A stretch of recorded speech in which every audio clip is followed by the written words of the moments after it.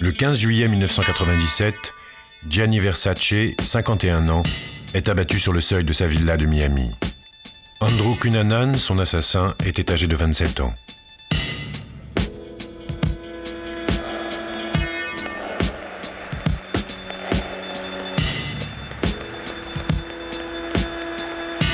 Dix jours avant sa mort, Gianni Versace présente son dernier défilé.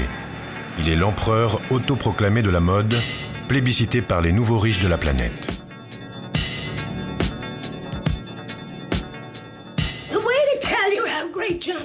Comment vous dire à quel point Gianni était génial? Vous avez Michel-Ange, Vermeer, Matisse, Braque, Picasso, Elvis Presley, les Beatles, Elton John. Et puis vous avez Gianni. Des gens aussi talentueux sont irremplaçables.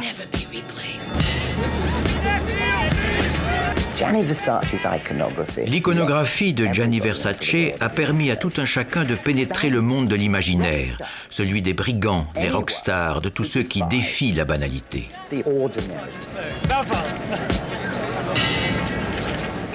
À travers la mode, les gens peuvent échapper à leur quotidien et entrer dans un monde singulier.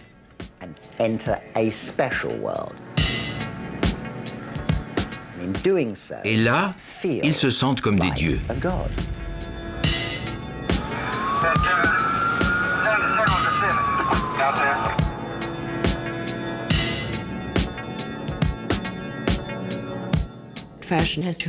La mode est un formidable pouvoir en l'absence de toute idéologie dominante. Les magazines montrent la vie non pas telle qu'on la vit, mais telle qu'on aimerait la vivre. Et cela représente des forces extrêmement puissantes. Ça a été la plus grande chasse à l'homme de l'histoire des États-Unis. Et un fiasco total. Gianni Versace n'aurait pas dû mourir.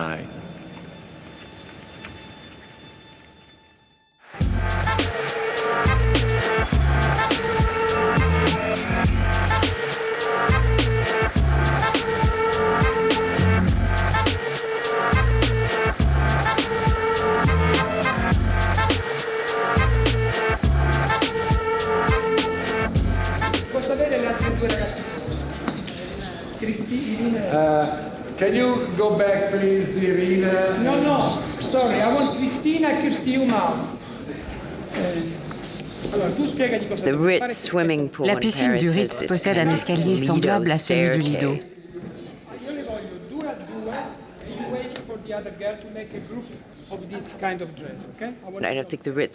Le Ritz n'avait sans doute pas prévenu ses clients que la piscine serait occupée pendant 10 jours par Gianni Versace, qui préparait 2 défilés pour le samedi soir. Donatella, guarda se si tolgo il cappotto. Can you go? Go, bot, go, please. Des top modèles aux cheveux parfaits, aux yeux, au nez, aux dents parfaites, et à l'époque aux gros lolos parfaits qu'elles se sont toutes fait enlever depuis, parce que c'est dangereux. Toutes ces créatures de rêve descendaient l'escalier dans ces robes toutes scintillantes, en mailles métalliques recouvertes de strass. On aurait dit une comédie musicale hollywoodienne. The 1992 CFDA International Design Awards goes to Gianni Versace.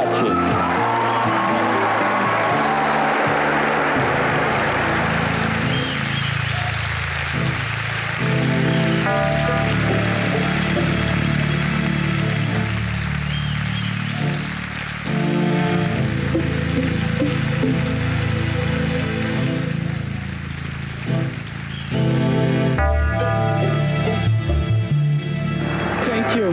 Grazie. I love you. Versace est à l'apogée de sa carrière, une icône de la mode.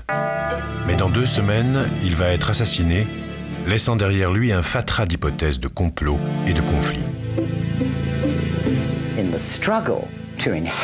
Dans les querelles d'héritage autour de l'empire de Gianni Versace, il faut comprendre la notion de famille.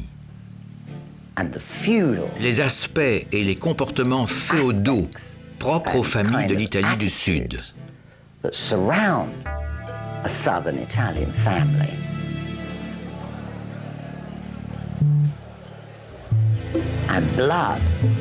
Et la voie du sang étant la plus forte, elle l'emporte souvent.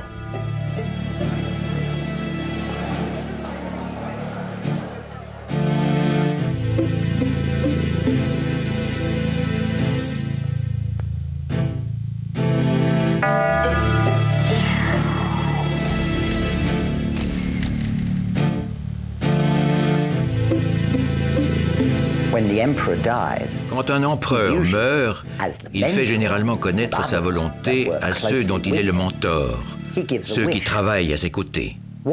Quelle était la volonté de Gianni Versace? Quand on voit Antonio D'Amico, qui était son compagnon, son disciple, on se demande s'il n'a pas été ce héros malgré lui, malheureusement incapable de faire respecter ce qu'il considérait comme la volonté de Gianni Versace. Va bene, d'accordo.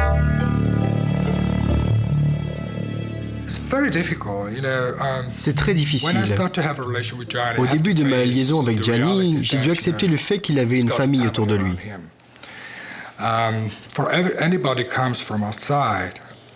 Pour quelqu'un d'extérieur, quel qu'il soit, c'est toujours difficile. Je crois qu'elle n'a jamais supporté qui que ce soit à côté de Gianni. Je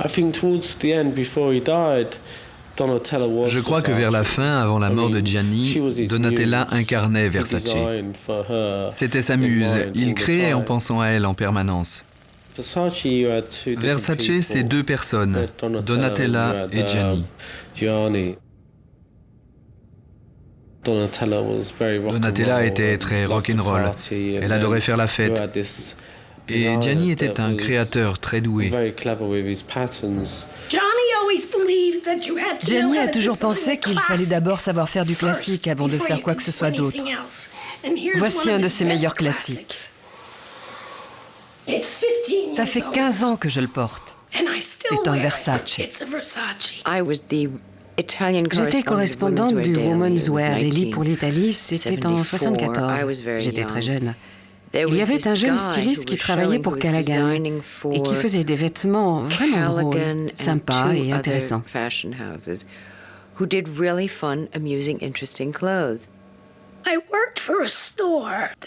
Je travaillais pour un magasin qui m'a demandé d'aller à Milan pour y dénicher de nouveaux talents.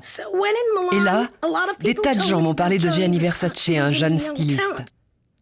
Après le défilé, tout le monde a grimpé sur les chaises en criant « Bravo Versace !» Alors j'ai fait comme eux et j'ai crié « Bravo Versace !» J'ai couru le voir sur le podium et je lui ai dit « Vous êtes le meilleur, c'est très beau, c'est magnifique !» Et j'ai vu qu'il ne parlait pas anglais. J'aimais beaucoup son travail et j'envoyais des photos qui faisaient la couverture de Women's Wear Daily. Tous les autres créateurs étaient furieux. Donc avant même de le rencontrer, il m'a fait l'effet de quelqu'un de très doué, qui faisait des jaloux. 6 mois plus tard, je suis retournée à Milan. Gianni parlait à moitié anglais. Il s'est souvenu de moi et il est venu m'embrasser. C'est comme ça que tout a commencé. Notre première commande était de $10,000 et la dernière atteignait le demi-million.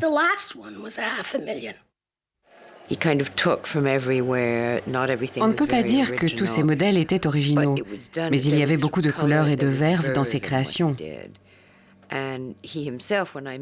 Et lui-même, quand je l'ai connu, était un type adorable, gentil, sincère, extraverti, un vrai Méditerranéen. Comme beaucoup de stylistes, Gianni Versace avait été très inspiré par sa mère, couturière à Reggio di Calabria, qui lui avait appris les secrets du métier. Il suffisait d'enfiler une robe de Versace, quand Gianni était encore vivant, pour s'apercevoir que les seins étaient remontés, les fesses ressortaient, la taille était serrée. Les robes du soir de Gianni Versace avaient tout cela. Elles comportaient plein de zips et de trucs. C'était tous ces détails de l'architecture intérieure qui mettaient le corps en valeur. En 1978, Gianni lance sa propre marque avec l'aide de son frère Santo. Et quand leur sœur cadette, Donatella, les rejoint à la fin des années 80, le trio Versace est au complet.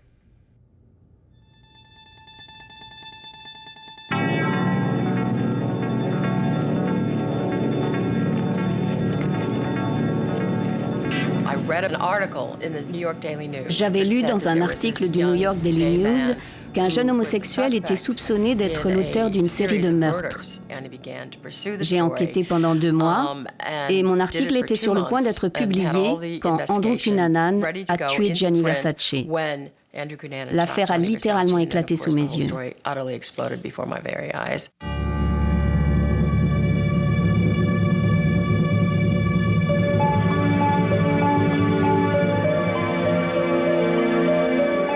Welcome back to our special program on Andrew Cunanan. About 3 weeks after we spoke with Cunanan's mother, we got a chance to interview his father, Modesto Pete Cunanan. For 27 years, I took care of that family the best I could do. 20 years of my best years. They invited me to appear on the Larry King Show. J'ai été invité dans l'émission de Larry King. J'y suis allé pour une seule et unique raison, faire connaître l'histoire d'Andrew et dire que quelqu'un devait faire une enquête sous forme de livre ou de film, car il y a quelque chose dans cette histoire.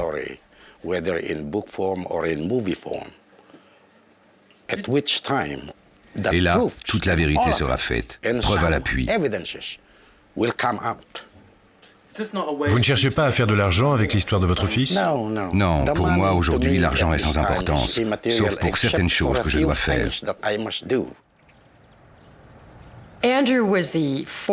Andrew était le plus jeune des 4 enfants. C'était le bébé de la famille et de loin le préféré, au point que ses parents lui avaient donné la chambre principale. Sa mère était sicilienne et son père philippin. Ils ne s'entendaient pas du tout et chacun d'eux se servait d'Andrew. Sa mère lui confiait tous ses problèmes et l'étouffait. Son père projetait sur lui tous ses rêves avortés de réussite.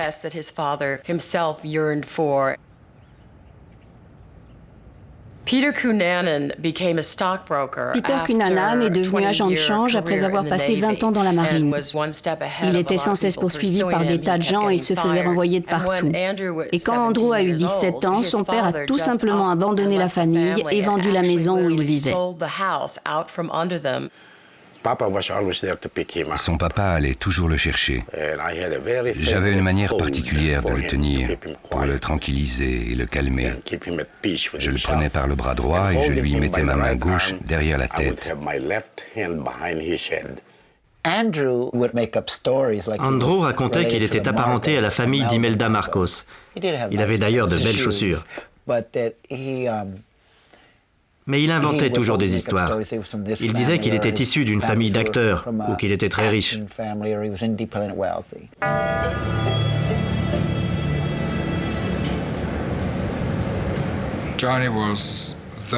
Gianni était un homme très heureux. Il regardait toujours vers l'avenir et ne pensait jamais à la mort. Il pensait à la vie, à ce qu'il aurait envie de faire quand il serait vieux. C'était sa manière d'aborder l'existence. Il était heureux de vivre.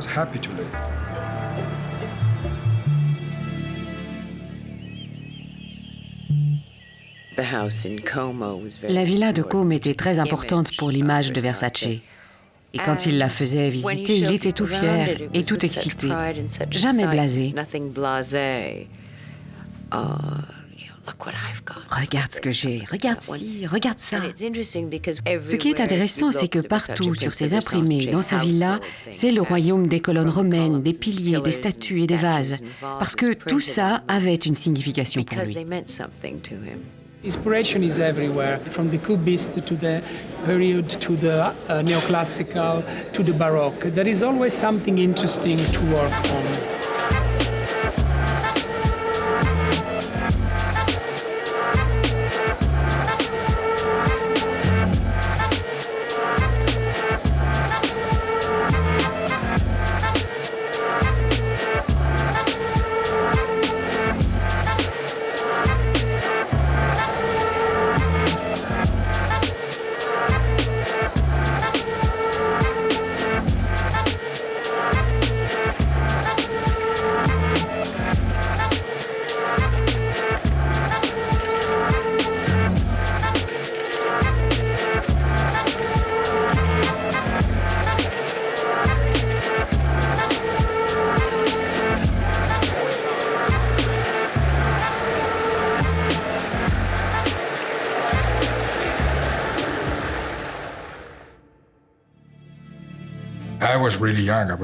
J'étais très jeune.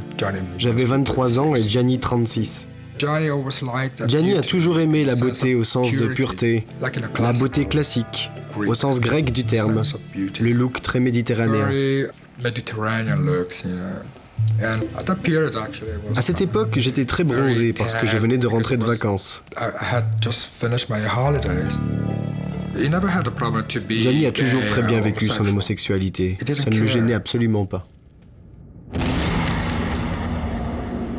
Je ne crois pas une seconde qu'Andrew était homosexuel. Il faisait peut-être semblant, comme un acteur. Ça lui était dicté par ses supérieurs, quels qu'ils soient. L'homosexualité vous dérange? Non.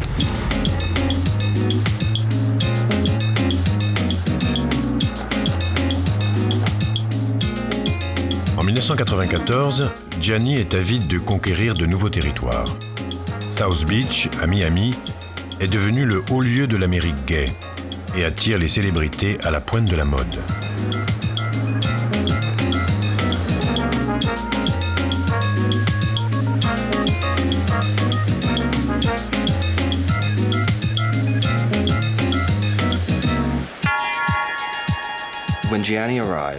Quand Gianni est arrivé à South Beach, c'était déjà la grande époque de Miami. C'était le berceau des nouvelles tendances, du nouveau look. Il y avait là une très importante communauté cubaine, au physique très méditerranéen, élevée au bon lait et au hamburger américain, à l'allure très saine. Plus de 2500 spécimens parfaits de l'espèce humaine vivaient et s'amusaient à South Beach. La première fois qu'on est allé à Miami, c'était pour l'ouverture de la nouvelle boutique. On a loué une voiture et on a demandé au chauffeur de nous amener dans le quartier branché pour voir ce qui se passait à Miami. On a dit au chauffeur de s'arrêter sur Ocean Drive et on est allé prendre un verre à la terrasse d'un bar. Gianni n'en croyait pas ses yeux. Il regardait tous ces gens qui étaient jeunes, qui étaient beaux, chacun à leur manière. Et il m'a dit, peut-être qu'on devrait rester là quelques jours pour voir ce qui se passe, parce que j'ai l'impression que ça bouge ici. Gianni était le genre d'homme qui parlait à tout le monde. Il voulait se mélanger aux gens, il ne voulait pas se tenir à l'écart. C'était quelqu'un de très libre. Il faisait ce qui lui plaisait et il profitait de la vie. Malheureusement, c'est ça qui lui a coûté la vie, son sens de la liberté.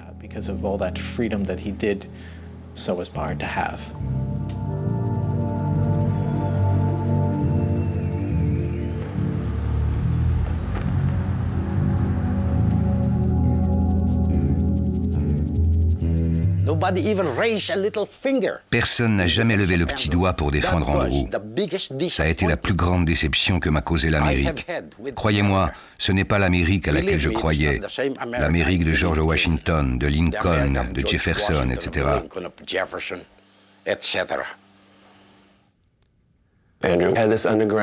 Andrew avait un côté obscur très inquiétant.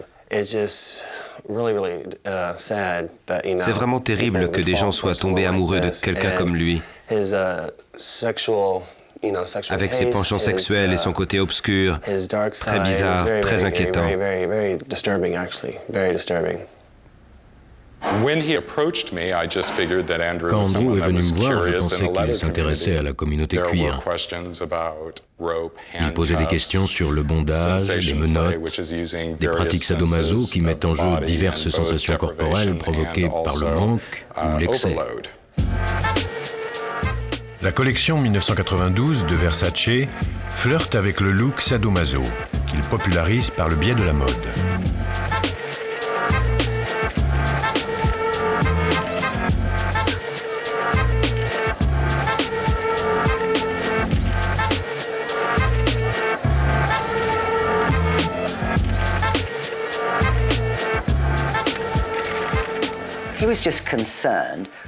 Il était fasciné par les existences flamboyantes. La maison Christian Dior, la maison Hubert de Givenchy. Ces institutions vermoulues devaient désormais rivaliser avec la vitalité de Gianni Versace. Et se sont alors assurés le concours des stylistes londoniens les plus déjantés et les plus excentriques, comme John Galliano et Alexander McQueen. Donc, sans Gianni Versace et son univers, John Galliano ne serait pas à la tête de Christian Dior et Alexander McQueen ne dirigerait pas Givenchy. J'ai souvent observé son travail et ça a été une source d'inspiration. La nature même de mon défilé est le théâtre. Je travaille toujours sur une trame narrative. Cette fois, nous nous sommes inspirés de la psychologie et des œuvres de Freud.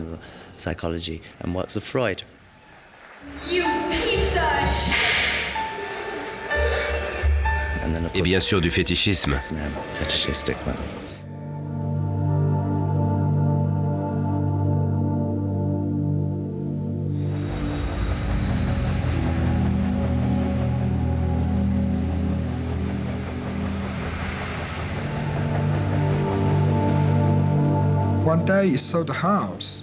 Un jour, il a vu la villa et il a dit « Si je devais acheter quelque chose ici, j'aimerais bien acheter cette maison. » Il a fait une offre et un mois plus tard, la maison était à lui.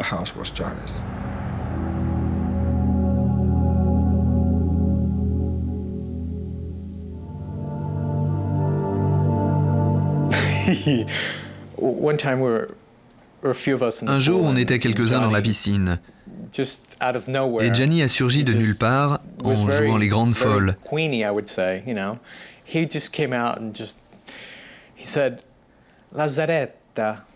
m'a dit « Lazaretto, je suis tellement riche ». Gianni disait, paraît-il, « Je peux dépenser 3 millions de dollars en 2 heures ». Gianni pouvait dépenser 10 millions de dollars en 2 heures. Je ne dis pas qu'il dépensait 3 millions de dollars tous les jours, mais c'est arrivé. Pourquoi pas?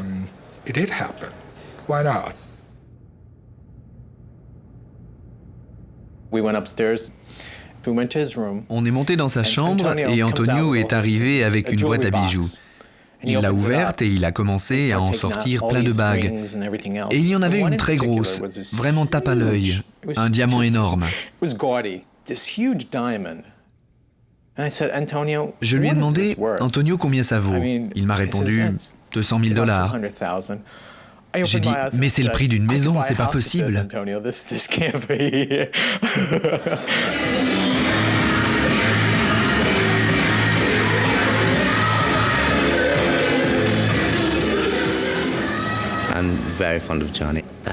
J'aime beaucoup Gianni, cette exubérance, la passion des Italiens pour les vêtements très habillés, très voyants, qui vous donnent la pêche.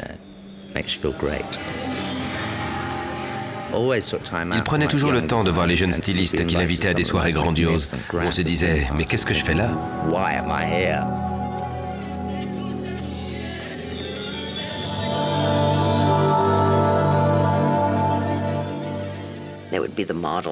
Il y avait des mannequins qui buvaient trop et se donnaient en spectacle, des rédactrices qui se saoulaient et faisaient la noce. Il y avait Elton John, toujours adorable, quoi qu'on pense de lui. Andrew Cunanan rêvait d'une existence flamboyante comme celle qu'affichait Versace. Une vie dorée hors d'atteinte, mais pourtant accessible par d'autres moyens. Nous sommes sur la plage de La Jolla, tout près de la maison qu'Andrew partageait avec Norman Blatchford, un millionnaire beaucoup plus âgé que lui. Norman Blatchford était membre d'une confrérie de riches hommes d'affaires homosexuels qui s'en cachaient pour la plupart et qui se retrouvaient pour passer des soirées entre eux. Bref, le genre de milieu auquel Andrew voulait appartenir.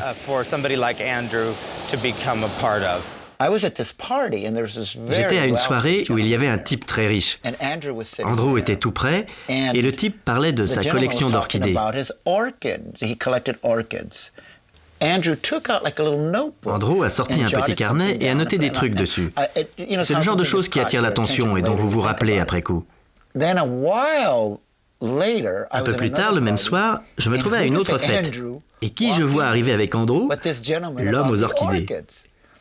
Et comme je suis une grande curieuse, je lui dis « Vous êtes accompagné d'un nouveau petit jeune homme ?» Et il me répond « Oh, il est merveilleux, il sait tout sur les orchidées. » Je me suis dit « Ça alors ?» C'était le parfait gigolo. Il savait y faire. Est-ce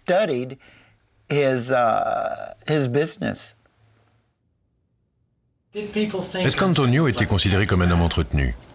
Non, je ne pense pas. Antonio avait son opinion et il faisait ce qu'il voulait. Non, je ne crois pas que c'était un homme entretenu, pas du tout. Gianni était toute sa vie. Ils ont passé 15 ans ensemble. C'est comme être marié, qu'on soit homo ou hétéro. C'était son compagnon.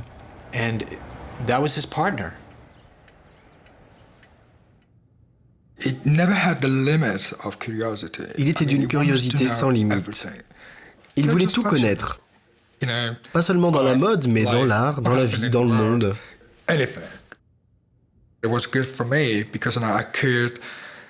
Pour moi, il était comme une source à laquelle je m'abreuvais. Il était une eau vive. Il avait une telle énergie.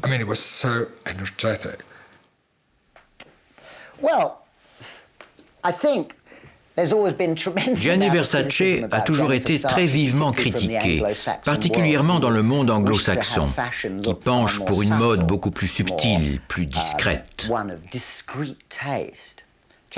Gianni Versace a envoyé par-dessus les moulins tout ce qui était associé à l'establishment, dont il se démarquait résolument.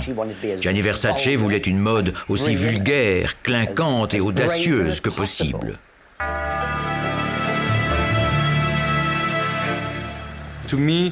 Pour moi, le look Versace, c'est comme poser un diamant sur quelqu'un. C'est quelque chose qui embellit.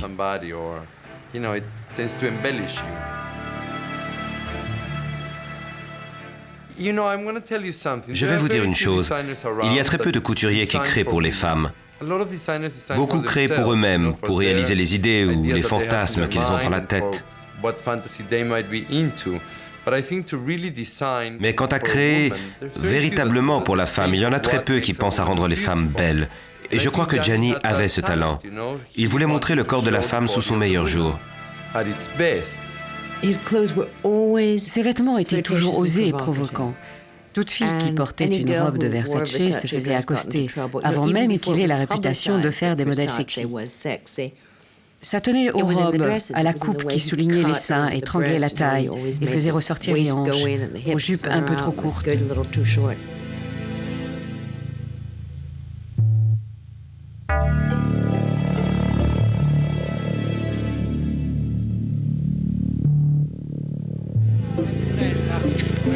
Bene, grazie. Tu come stai? Forse in Pecano. Invece sa che di chi la bella? No, è bella. Versace a été le premier à payer d'énormes sommes d'argent aux top modèles, comme on s'est mis à les appeler, pour participer au défilé. Avant, un couturier faisait venir un ou deux top modèles. Versace les voulait toutes. Toujours ce désir d'avoir le plus gros bouquet de fleurs avec les plus belles roses. Du coup, vous aviez Kate Moss, Naomi Campbell, Claudia Schiffer, Christy Turlington. Elles étaient toutes là. Plus de champagne, plus de chocolat, de guirlandes, de musique, plus vite, plus fort. Gianni Versace adorait ce qui brillait, ce qui sortait de l'ordinaire.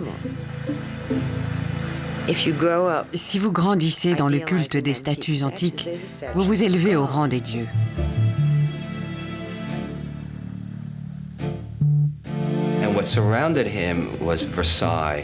Son cadre de vie, c'était Versailles avant la Révolution.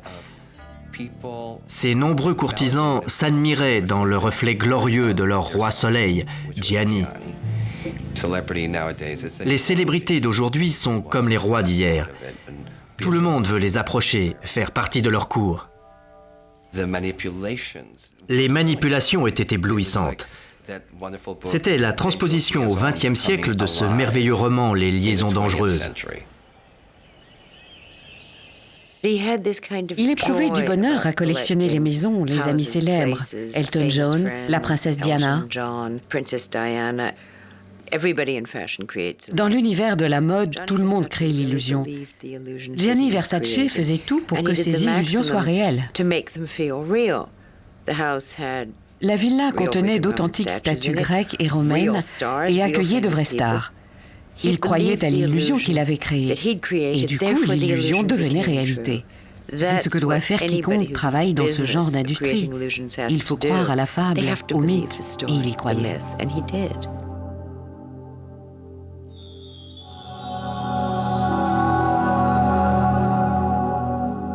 Il feuilletait souvent Vogue ou Harper's Bazaar. Il connaissait bien les différents couturiers, il était assez familier du monde de la mode. Il adorait citer les noms des mannequins et des couturiers. C'était un univers qui le fascinait.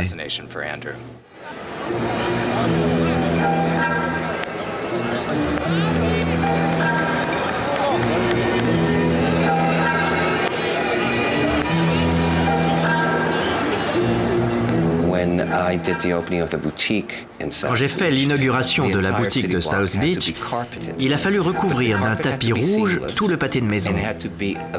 Il fallait un tapis sans couture et dans un rouge très particulier. Et on l'a trouvé. Ça n'a pas été facile, mais on a trouvé le tapis parfait et assez long pour tapisser tout un pâté de maison.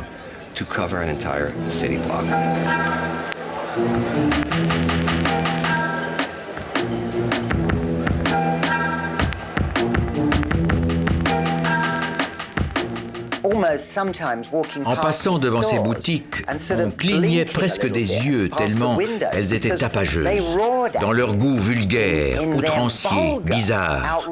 Mais elles se trouvaient dans les rues commerçantes les plus chics du monde. Ils ont été les premiers à faire venir toutes les célébrités d'Hollywood à leur défilé. Beaucoup de gens pensaient qu'il était impossible de faire venir et de payer toutes ces célébrités. Mais eux, c'est incroyable. Ils les traitaient royalement, les faisaient venir en avion, les couvraient de cadeaux. Le budget promotionnel de Versace atteint la somme ahurissante de 70 millions de dollars par an, dont une grande partie, dit-on, représente des cadeaux aux gens célèbres, véritable publicité ambulante pour la marque.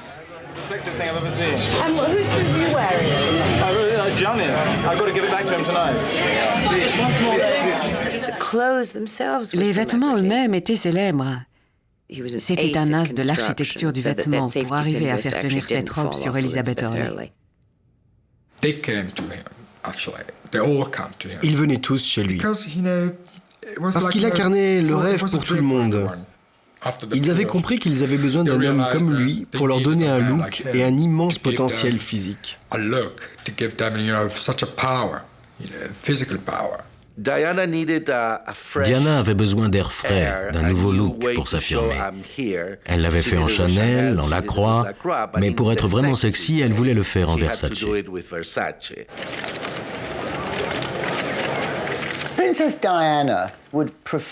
La princesse Diana mourait d'envie d'appartenir à la légion de gladiateurs de Gianni Versace. Elle s'était rebellée contre l'ordre établi de la famille royale. Aux yeux de Gianni Versace, elle était une héroïne. Elle s'était battue contre les gorgones du palais de Buckingham. Il adorait ça. Et tout ce qu'il a fait, ça a été de lui fournir une armure.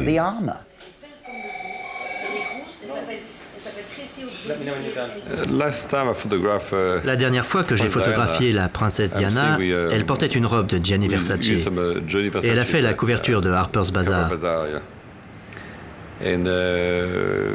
C'était une robe rouge, très belle. La princesse Diana a toujours adoré les vêtements de Versace.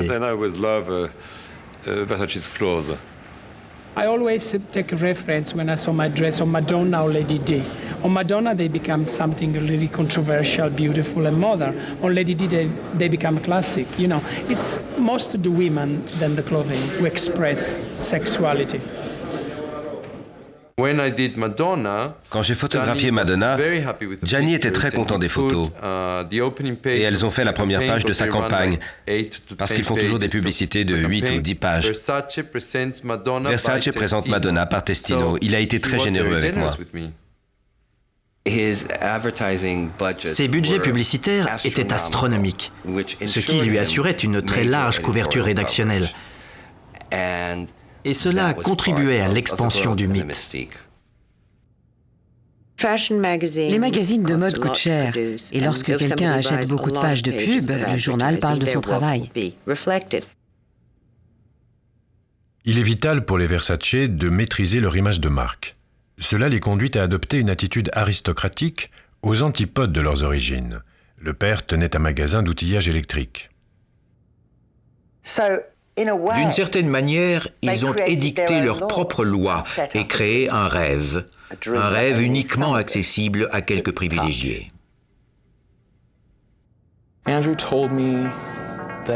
Andrew me racontait que sa mère connaissait Debbie Harry et que parfois elle l'invitait à dîner. On se posait des questions sur certaines choses le concernant. Il disait qu'il avait un enfant, qui était juif. Je connaissais Andrew sous le nom d'Andrew da Silva. Il disait venir d'une famille de la côte Est qui avait beaucoup d'argent.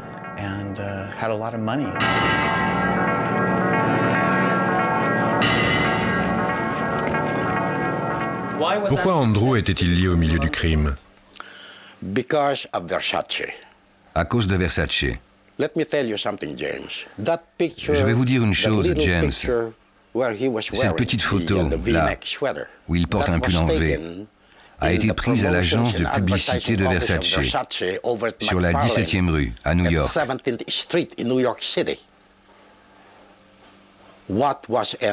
Que faisait Andrew là-bas? Quels étaient ses rapports avec Versace? Quels étaient-ils, à votre avis? Ils étaient plus importants que ce qu'ont raconté les médias américains malhonnêtes, particulièrement sur ses relations avec Versace.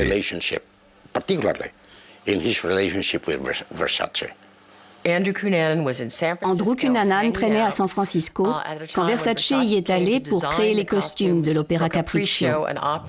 La communauté gay donnait beaucoup de soirées pour Versace. Et un soir, dans le carré VIP d'une boîte de nuit, Cunanan et lui se sont rencontrés.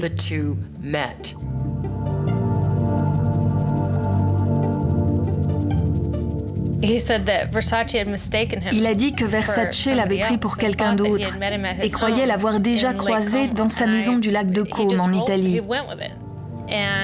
Andrew est entré dans le jeu et il a été réinvité.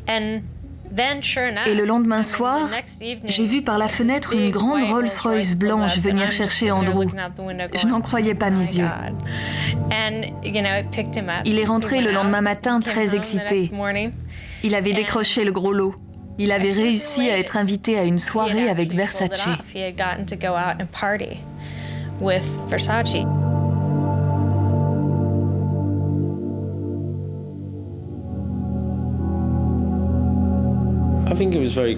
Il avait un grand sens des affaires et surtout du marketing. Quelque temps avant sa mort, il faisait dessiner des coussins, des couverts à sa marque, le tout frappé de la tête de Méduse. J'ai du mal à imaginer une maison tout en Versace, mais...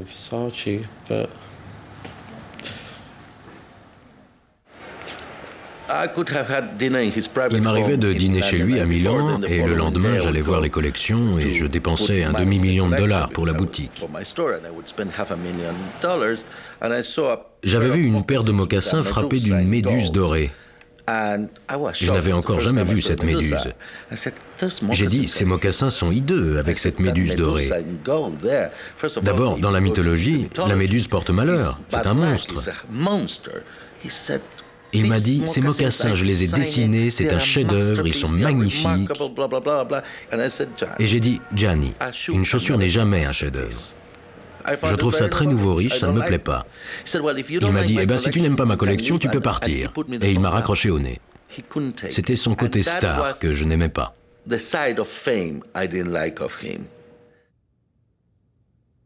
Il a un énorme succès en Extrême-Orient, au Moyen-Orient et en Amérique latine, surtout auprès des nouveaux riches qui n'ont pas encore bien trouvé leur style. Ils ont entendu parler de Versace, c'est une légende, et il a une image très forte qui les attire comme un aimant. La plupart des gens achètent du Versace pour le nom et le prestige qui rejaillit sur eux quand ils portent ces vêtements.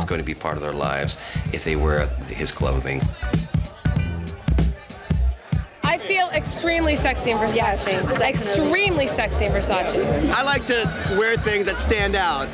And I don't know if you know this, but Versace clothes definitely stand out. Some people say women look like prostitutes when they wear Versace. No. Versace is elegant, it's sexy, it's beautiful, no. This woman here has a beautiful figure. Versace complements her figure. I like the design, the colors, and the beautiful big house. Ces palais lui servaient de showroom. Ils étaient le théâtre du rêve. Ils permettaient à chacun de participer à ce rêve, en ayant la possibilité d'acheter les coussins ou tout autre accessoire dans la boutique Versace du coin. De Miami Beach à Hong Kong. C'était un phénomène fantastique. Un marketing qui éclipsait même celui des films hollywoodiens. Ces lieux n'étaient pas de simples showrooms, mais des endroits où Versace dormait et où il faisait étalage d'une débauche de splendeur, où les stars étaient les bienvenus et qui étaient le cadre d'un mode de vie qui dépassait les rêves les plus fous.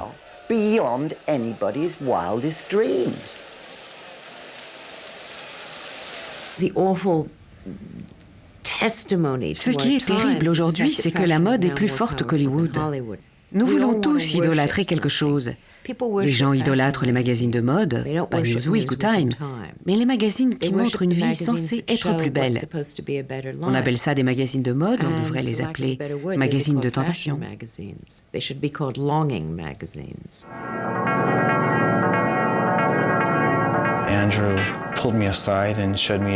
Andrew m'a montré un article dans un magazine et m'a demandé si je savais de qui il s'agissait. J'ai dit non, et il m'a dit c'est Gianni Versace. J'ai dit ah oui, c'est un styliste, c'est ça? Il m'a répondu un styliste? Non, c'est le plus grand couturier du monde. Et il m'a dit je vais te dire un truc, ce type est parti de rien et il a bâti un empire à lui tout seul.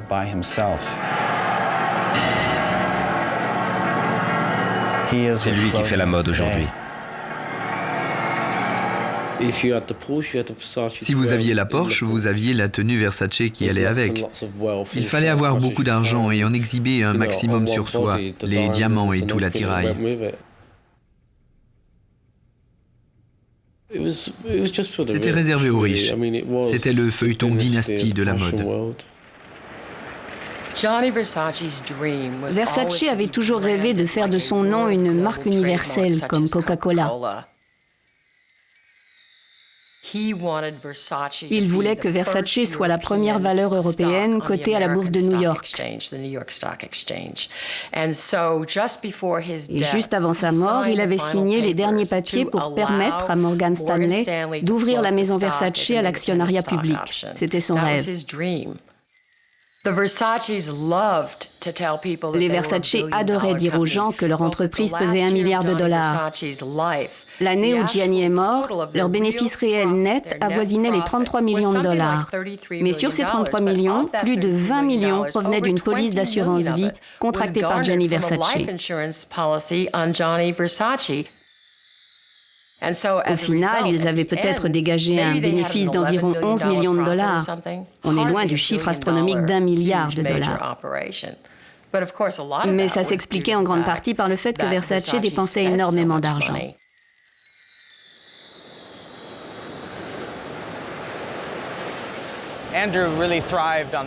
Andrew se plaisait vraiment dans cette maison. Il adorait vivre ici. Quand Norman l'a mis dehors, il l'a très mal vécu.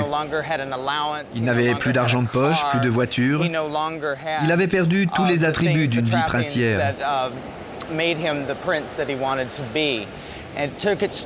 Et ça a été très dur pour lui. Je l'ai vu se dégrader à la fois physiquement et mentalement. Il était évident qu'il se droguait. Il prenait du poids. Il s'était pratiquement rasé la tête.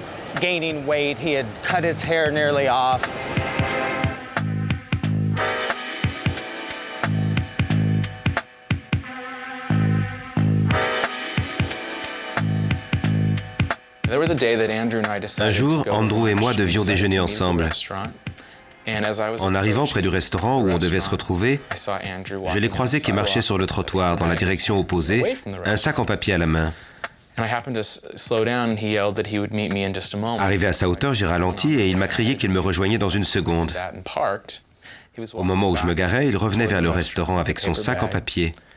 Il m'a demandé si je voulais savoir ce qu'il y avait dedans. J'ai dit d'accord. Il était plein de liasses de billets. Il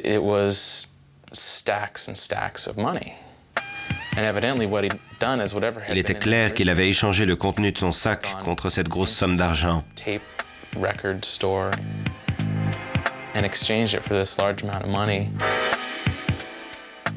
J'ai pensé que c'était un deal de drogue. Quand Versace a été assassiné, l'inspecteur principal chargé de l'enquête à Miami Beach a voulu comprendre le motif éventuel du meurtre. Était-il séropositif et si oui, avait-il contaminé quelqu'un? Avait-il été tué pour le voler, pour toucher l'argent de l'assurance? Était-ce un coup de la mafia? C'étaient les 4 principaux mobiles. Il était donc très important de savoir si Andrew Cunanan ou Gianni Versace étaient séropositifs. Le secret médical est très strict en Floride, mais j'ai appris officiellement par l'inspecteur chargé de l'enquête que l'autopsie avait révélé qu'Andrew Cunanan n'était pas séropositif, mais que Gianni Versace l'était. En 1995, Gianni Versace était tombé très gravement malade, mais les 6 derniers mois de sa vie, il semblait avoir recouvré la santé. On a dit au public qu'il avait un cancer rare de l'oreille. Le fait que Gianni Versace avait signé les papiers définitifs pour mettre les actions de sa société sur le marché est très significatif, car cette démarche comporte l'obligation de révéler aux futurs actionnaires tout fait susceptible d'empêcher l'entreprise de se développer. Non, Gianni n'avait pas le sida. Tout ce qu'il avait, c'est le cancer.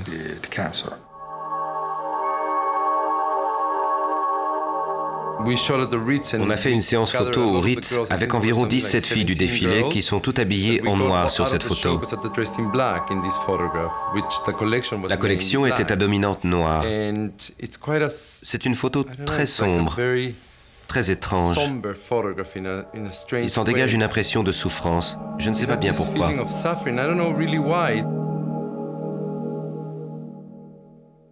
25 avril 1997, 11h50. Cunanan quitte San Diego pour Minneapolis. 25 avril 1997, 17h20. Cunanan arrive à Minneapolis. Selon des amis interrogés à San Diego, il y serait allé pour voir Jeffrey Trail et David Madsen. Rejeté par son ancien compagnon fortuné, Andrew Cunanan va chercher un réconfort dans les bras de son unique grand amour, David Madsen, qui le repousse à son tour. Et à l'évidence, ça l'a profondément affecté. Il était cliniquement dépressif, et la quantité de drogue qu'il prenait ne faisait sans doute qu'aggraver les choses. Il a commencé à abuser des amphétamines. Il s'est mis à délirer de façon incontrôlée, et il a fini par péter les plombs. 27 avril 1997, entre 21h30 et 22h. Un voisin de Madsen entend des voix provenant de l'appartement de Madsen. Il sort. Le témoin déclare avoir entendu le mur trembler et des bruits sourds. 29 avril 1997, à environ 18h. On découvre le cadavre de Jeffrey Trail, roué de coups et enroulé dans un tapis. 3 mai 1997, le corps de Madsen est découvert près d'un lac dans le comté de Chicago, Minnesota.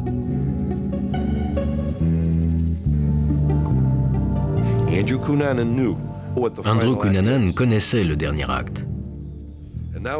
Tout au long de son odyssée, il narguera les forces de l'ordre. Venez, venez, suivez-moi.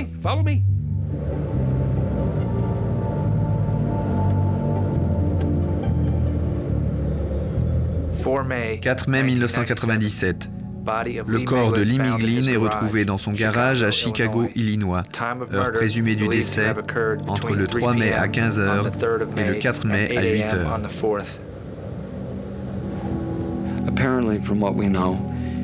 Apparemment, d'après ce que l'on sait, il bricolait une de ses voitures dans son garage quand Andrew Cunanan est entré. Il l'a frappé à la tête et il l'a assommé. Il lui a attaché les mains derrière le dos avec du fil électrique et lui a lié les mains aux chevilles avec du ruban adhésif. Il lui a scotché les genoux. Puis il lui a entouré la tête avec du scotch, comme une momie, en ne laissant libre que le sommet de sa tête et son nez pour qu'il puisse respirer. Ce que la plupart des gens ne savent pas, c'est qu'ensuite, Cunanan l'a mis dans le coffre de sa voiture. Il est entré dans la maison et pendant plusieurs heures, il s'est rasé, il a mangé, il a volé tout ce qu'il voulait. Puis il est revenu, a sorti le lit du coffre de la voiture, l'a retourné et lui a poignardé la poitrine à 7 reprises avec un tournevis, lui cassant toutes les côtes. Et comme si ce n'était pas assez, il a pris une scie qui était accrochée au mur et qui servait à tailler les arbres. Et il l'a à moitié décapité. Puis il a traîné son corps devant le garage et a jeté dessus des sacs de ciment.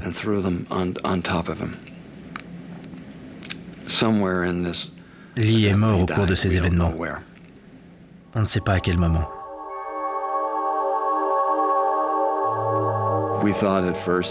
Au début, on a pensé que le meurtre était le fait d'un rôdeur. Mais les policiers ne cessaient de m'interroger, car ils affirmaient que cet assassinat n'était pas l'œuvre d'un rôdeur.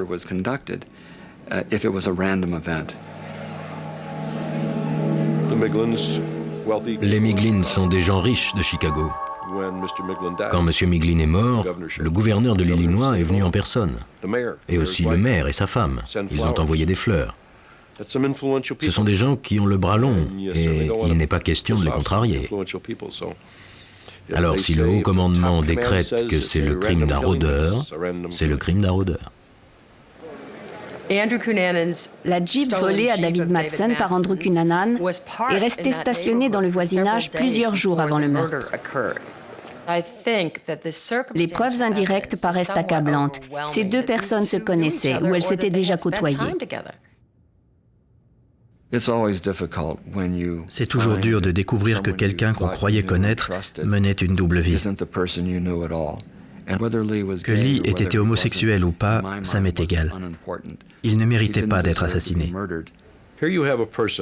Voilà quelqu'un qui, 2 ans auparavant, était un jouet pour des gens comme Miglin ou Versace.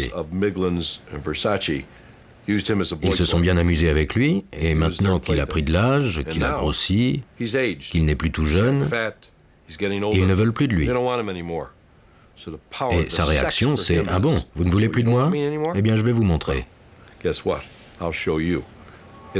C'est une histoire de pouvoir. Le sexe lui donne le pouvoir de vie et de mort sur eux. La police de Chicago a toujours affirmé que Miglin avait été assassiné par un rôdeur, et elle persiste à dire qu'il n'était pas homosexuel. Donc des gens qui auraient connu Cunanan auraient pu être en danger, mais on ne leur a pas communiqué l'information qui leur aurait permis de se protéger.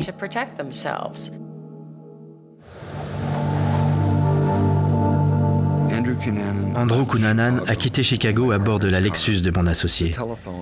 Le téléphone de voiture est resté branché en permanence, ce qui a permis au télécom de suivre sa progression par satellite et de savoir exactement quelle direction il prenait. La police suivait sa trace par radio. Les médias ont alors décidé d'entrer dans la danse. Il y a eu une guéguerre entre les médias et la police. C'était à qui recueillerait le plus d'informations le plus vite. 3 mai 1997. À 23h35, le téléphone cellulaire est activé dans la Lexus de Miglin. Le signal est transmis par relais à grand rapide. 4 mai 1997, 0h37. Le téléphone cellulaire de la Lexus est activé. Le signal est transmis. 14h28, 14h30 et 14h33.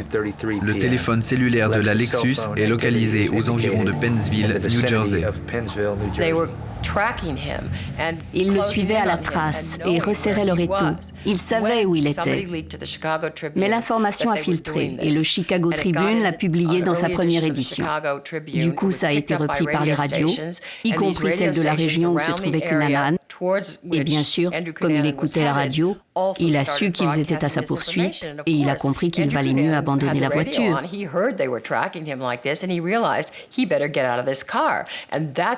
C'est pourquoi il s'est arrêté dans un coin très retiré du New Jersey, devant le cimetière où travaillait William Reese. C'était presque l'heure de la fermeture. Andrew Cunanan est entré dans la maison du gardien, a obligé Reese à descendre à la cave, l'a fait agenouiller et lui a tiré une balle dans la tête. Il est mort sur le coup, pour son camion.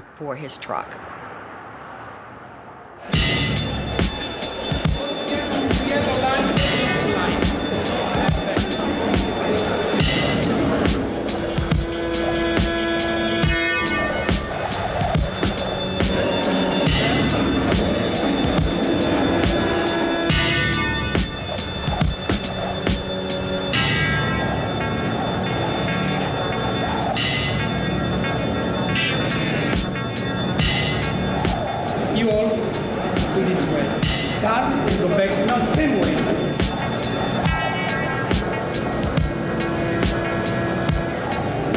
If something will change on the dress, why many dresses of this will be not here tomorrow, it will be all gold and black. Anyway, if you are the first or the last, you always have to remember to stay more close to the public this time, only for this time. Okay? Les défilés avaient lieu 2 fois par an. En général, Gianni voulait faire des répétitions.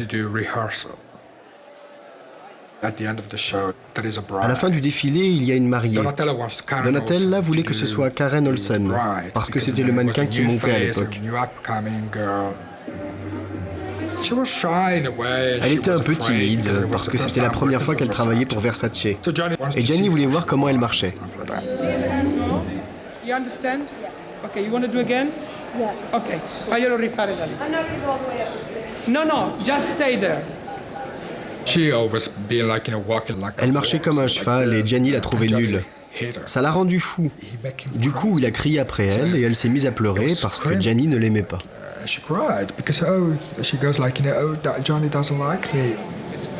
Okay, I want to see this dress on another girl. Okay. Yeah. E sai cosa forse? Una fascia argento e legarglielo così, ok? Finalement, Donatella et Gianni ont décidé que ce serait Naomi qui porterait la robe. Elle a une démarche unique et Gianni l'aimait beaucoup. No, non ho capito.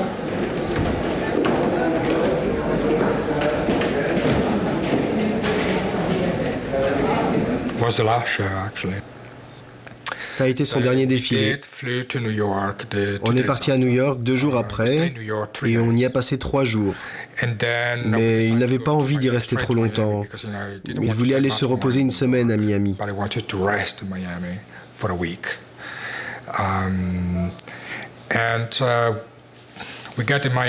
On y est donc arrivé 4 jours après, puis ça a été la dernière semaine à Miami.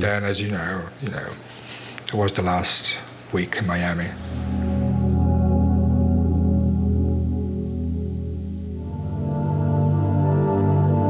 The night before, La veille au soir, on regardait un film et Gianni s'est endormi sur le canapé.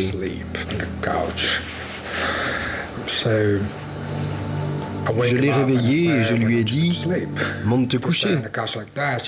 Si tu restes sur le canapé, tu vas avoir la migraine. » Il est monté dans sa chambre, on s'est souhaité bonne nuit et je ne l'ai plus jamais revu vivant.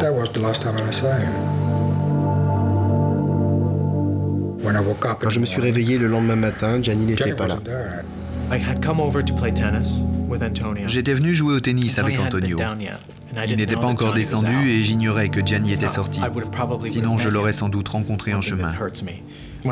Quand je suis entré, Antonio prenait son petit déjeuner. J'ai pris une portion d'ananas comme lui. Et soudain, j'ai entendu des coups de feu. Antonio a couru à la fenêtre et il a hurlé « Non, non !» J'ai foncé dehors. Gianni gisait sur le sol. Antonio était sur mes talons. Il s'est précipité sur lui. J'ai cherché son pouls car je sais donner les premiers secours. Il n'avait pas de pouls.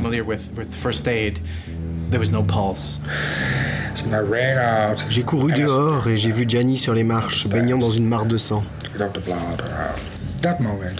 À cet instant, c'était complètement fou. Je ne comprenais rien à ce qui se passait. J'ai levé la tête, il y avait une dame tout près et personne d'autre. On lui a demandé ce qui s'était passé, si elle avait vu quelque chose. Elle a pointé du doigt, elle n'arrivait même pas à parler. Et Antonio m'a dit « Cours après lui, rattrape-le ». Alors je me suis lancé à sa poursuite. Quand il a tourné au coin de la rue, j'étais à une dizaine de mètres derrière lui. Je lui ai crié « Espèce de salaud, arrête-toi !»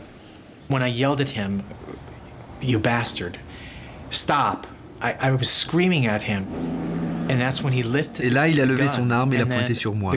J'ai pilé net et je me suis dit « Je ne vais pas plus loin ».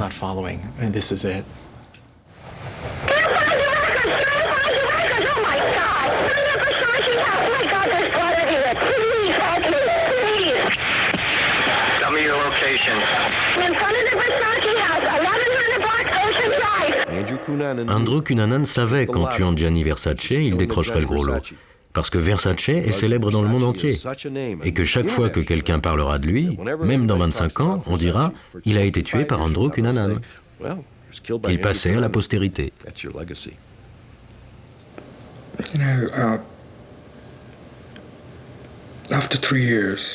3 ans après, chaque fois que j'y repense, c'est toujours aussi douloureux. Encore plus même.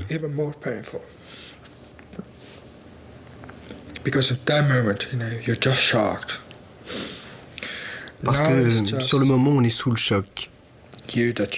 Tout ce que je sais, c'est que c'est arrivé, que j'étais là et que je n'ai rien pu faire. Mais au fond de mon cœur, c'est difficile, et encore plus aujourd'hui.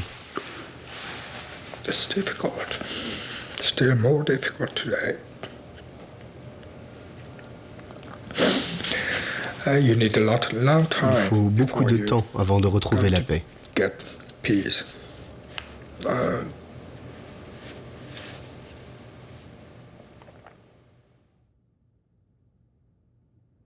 Monsieur Versace montait les marches vers la grille de sa maison. Un homme de race blanche est arrivé par derrière et lui a tiré 2 coups de feu d'une arme de poing.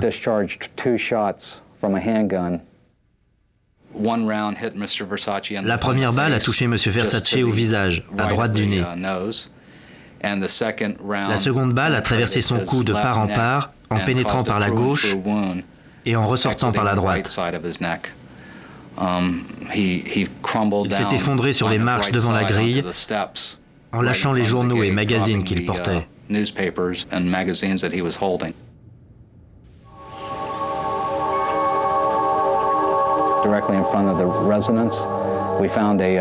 Juste devant son domicile, nous avons retrouvé le cadavre ensanglanté d'un pigeon. Il semblait avoir été atteint par la balle qui a traversé le cou de la victime. Sur le coup, on a pensé que la présence d'un pigeon était la signature du crime organisé. L'oiseau a été transporté avec le corps de M. Versace chez le médecin légiste où il a été autopsié. L'autopsie a révélé que l'oiseau avait été tué par un fragment de la balle qui avait traversé le corps de M. Versace puis ricoché sur un poteau. Il est venu au bar vers minuit et demi. Il est entré, il est monté à l'étage et il a demandé au barman de lui servir un verre d'eau. C'était la première fois que je le voyais en face.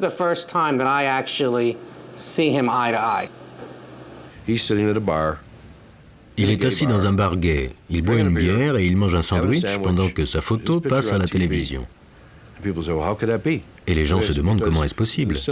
Eh bien, tout simplement parce que ces individus se cachent en se montrant à la vue de tous. Ils se montrent en plein jour. Si vous rasez les murs la nuit, les gens vont se dire qui est ce type. Alors que si vous marchez en pleine rue, on se dit tiens, il ressemble au type de la télé, mais ça peut pas être lui. Andrew, I wrote this statement on behalf of your family and myself. These past few months, you have been portrayed as a horrible and despicable person.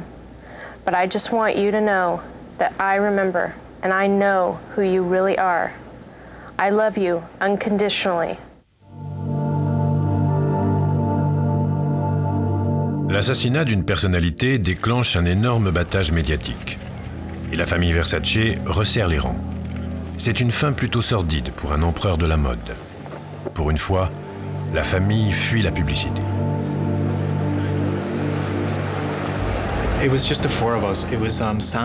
Il n'y avait que nous quatre, Santo, Donatella, Antonio et moi. La famille ne voulait personne d'autre et la cérémonie a été expédiée. J'avais l'impression qu'il se disait « Bon, allez, on le met dans son cercueil, on le fait incinérer et qu'on en finisse ». Tout s'est passé si vite. Il n'y a pas vraiment eu de deuil, en tout cas ici à Miami.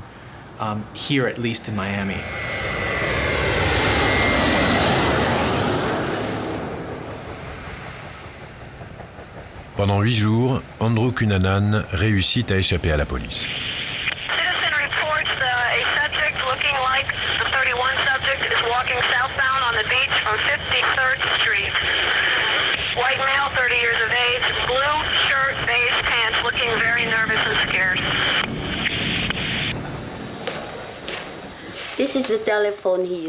Voici le téléphone qu'il utilisait pour nous appeler. Pendant sa cavale, en fait, il ne se cachait pas. Il appelait son père. J'ai dit à son père de lui demander où il était. Et il a répondu, ça n'a pas d'importance, j'ai plus le temps, je suis fichu.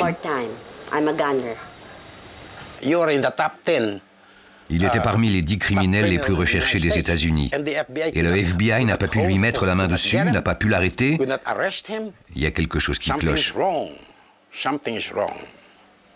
Et qu'est-ce qui cloche? Ce qui cloche, c'est qu'il y avait une affaire d'argent là-dessous. De l'argent des syndicats du crime et de la drogue aux États-Unis. Et je connais leurs noms.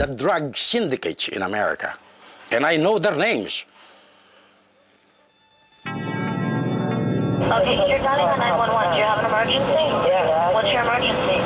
Somebody got in and they're shooting. What do you mean they're shooting? My dad called me to my house in the center. And he told me to call a cop. Now what's going on there? Who's shooting? It's a phone house. J'ai vu les lumières allumées, alors je me suis dit qu'il y avait quelqu'un à l'intérieur. J'y suis allé, je suis entré dans le salon, et là j'ai vu que quelqu'un s'était fait un lit sur le canapé, avec des couvertures. J'ai dit à ma femme, il y a quelqu'un qui vit ici en ce moment. À ce moment-là, j'étais sûr qu'il y avait quelqu'un à l'intérieur. Alors j'ai pris mon arme, et je suis entré pour fouiller la maison. Et là, j'ai entendu un coup de feu derrière moi. Ça venait de la chambre principale. J'ai entendu le coup de feu et je me suis mis à courir. Parce que même si je n'ai vu personne, j'ai cru qu'on m'avait tiré dessus et qu'on m'avait loupé. Hey,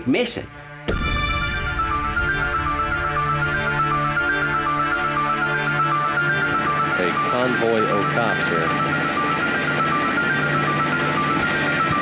Yeah, that's exactly where they are. They're on the west side here. You can see the water beneath them, and that houseboat's just due south of where they're heading right towards it. La police de Miami a établi un périmètre de sécurité autour de la maison. Les hommes de la brigade d'intervention spéciale sont arrivés, ont investi le périmètre et essayé de négocier avec l'occupant.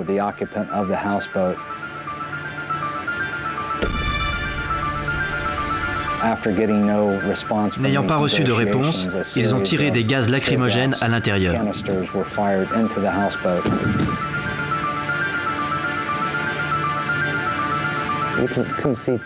On n'y voyait pas à 1 mètre tellement c'était enfumé.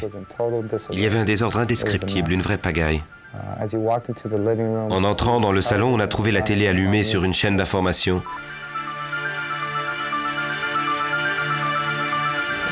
Je pense qu'il a dû voir cette tête sur toutes les chaînes de télé.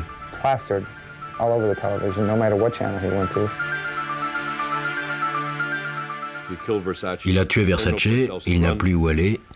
Il est repéré, ce n'est plus qu'une question de temps. On a dû arriver tout près de lui parce qu'il y avait une telle fumée à l'intérieur qu'on ne voyait pas grand-chose. Il gisait sur le dos, un 10 mm dans la main, posé sous le nombril. Il s'était tiré une balle dans la bouche.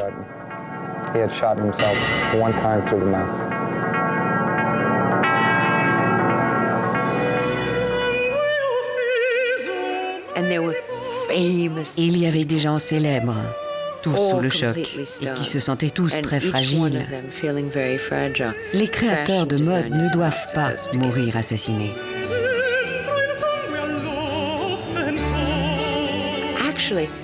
En fait, c'est probablement un des métiers les plus sûrs au monde. Ils ne meurent pas dans des accidents de voiture ou d'avion, ou ils ne s'étouffent pas en avalant leur steak. Ils sont en quelque sorte éternels.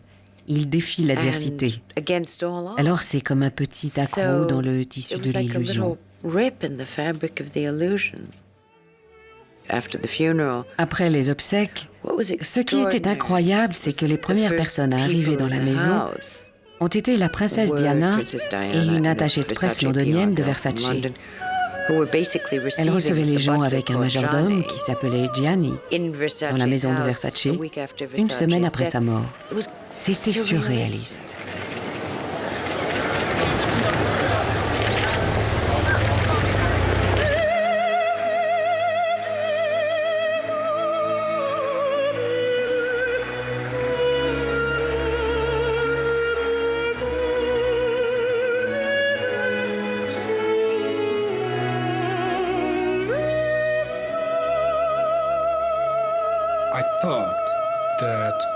Je croyais que nous étions une famille, mais j'ai été terriblement déçu après la mort de Gianni.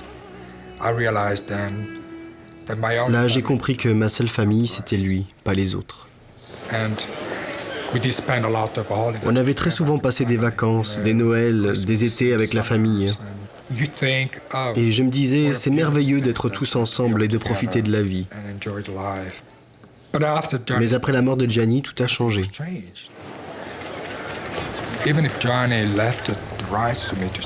Même s'il m'avait laissé le droit de vivre dans la maison, j'ai senti que je n'y étais plus le bienvenu. Ils ne l'ont pas dit ouvertement, mais ça se lisait dans leurs yeux.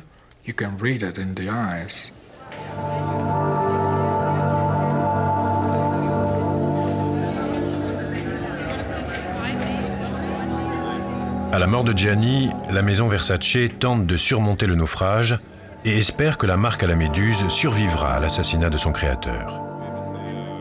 L'univers de la mode, à l'inconstance légendaire, attend la chute de l'Empire, et avec lui, celle de Donatella.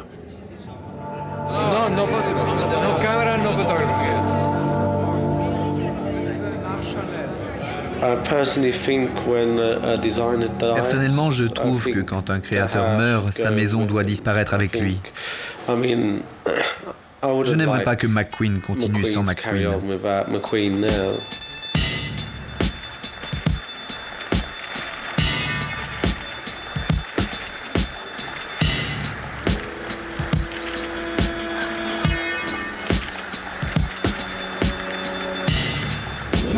They're taking over from Gianni Versace.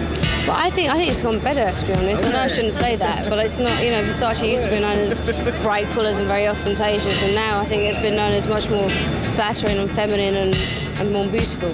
She's a sweetie. Elle est adorable. On aime bien Donatella, c'est un amour. Very lovely person.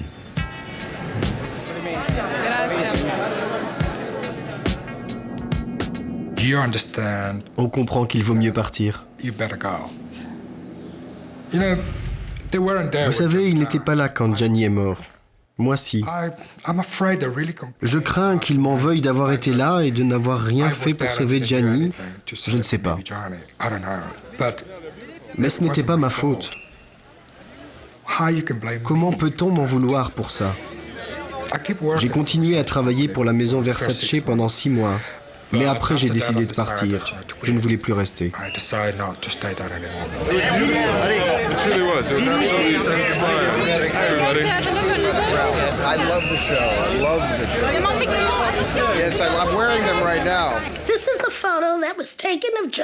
Voici une photo de Gianni qui a été prise le 9 juillet 1997. Je pense que c'est la dernière photo de lui. Il était sorti de sa maison de New York pour acheter un tas de magazines. Il rentrait chez lui et quelqu'un l'a appelé. Et voici Gianni.